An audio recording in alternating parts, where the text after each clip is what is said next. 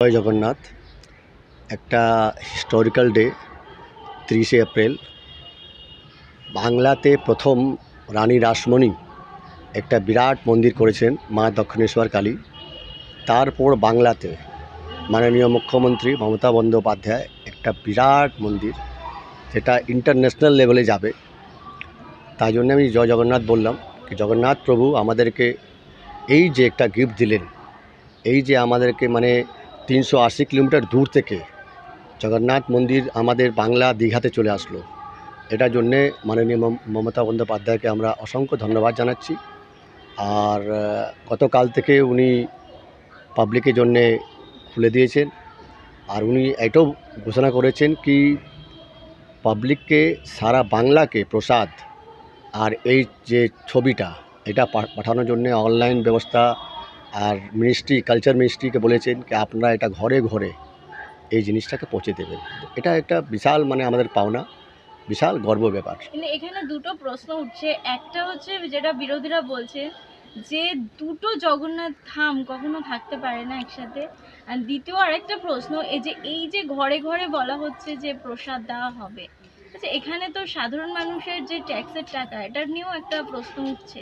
দেখুন, আপনাকে একটা কথা বলছি, মানুষ বহুত কিছু বলবে, মানুষ বহুত কিছু দেখবে, কিন্তু আমি একটা কথা বলছি কি শিব মন্দির কি একটাই আছে, কালী মন্দির কি একটাই আছে, তো জগন্নাথ ধাম কি দুটো হতে পারে না?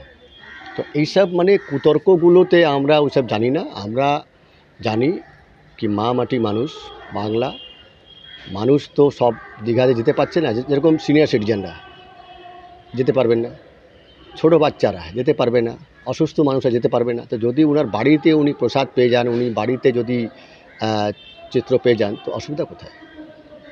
এটা কুতর্ক জন্যে বলা হচ্ছে। এটা সব বিরোধীরা এইসব বলবে, এদের আর কোনো কাজ নেই।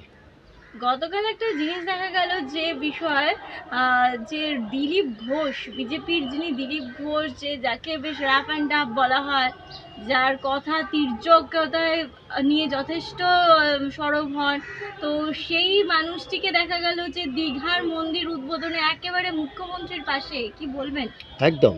শুনুন, দিদি সবার আহ্বান করেছিল, আর দিদি না, এটা চিফ সেক্রেটারি আর আমাদের হিডকো ভাইস চেয়ারম্যান, এই দুজনই নিমন্ত্রণপত্র সবাইকে দিয়েছিলেন। সবাইকে আমন্ত্রণ জানানো হয়েছিল, বিরোধী দল নেতাকে জানানো হয়েছিল, কংগ্রেস পার্টিকে জানানো হয়েছিল, সিপিএম পার্টিকে জানানো হয়েছিল, দিলীপ বাবুকে জানানো হয়েছে, কিন্তু দিলীপ বাবু আসলেন, বাকি সব ওখানে পলিটিক্স করতে গেলেন আর আসলেন না। কিন্তু দিলীপ বাবু বললেন কি না, এখানে পলিটিক্স না, এখানে মন্দির ব্যাপার আছে, ভগবান সবার জন্যে আছেন, তাই জন্য উনি এসছেন, তাই জন্য খুব স্বাগত। প্রশ্ন হচ্ছে, দিলীপ ঘোষকে তৃণমূলে যোগ দিতে চলেছে। দেখুন, এটা তো ভবিষ্যৎ বলবে, এটা তো আমি বলতে পারবো না, কিন্তু উনি যে আমন্ত্রণকে রক্ষা করলেন, যেটা ওনাকে দেওয়া হলো, এটা খুব ভালো জিনিস। ওনার একটা দিক দিয়ে দেখবেন উনি খুব জেন্টেল কাজ করেছেন। কি দিদি সবাইকে ডেকেছেন, অল পার্টিকে ডেকেছেন, অল কমিউনিটিকে ডেকেছেন, দিদি কাউকে বাদ দেননি, কিন্তু উনি এসছেন, এটা খুব ভালো লাগলো। দিলীপ বাবু খুব জেন্টেলম্যান লোক।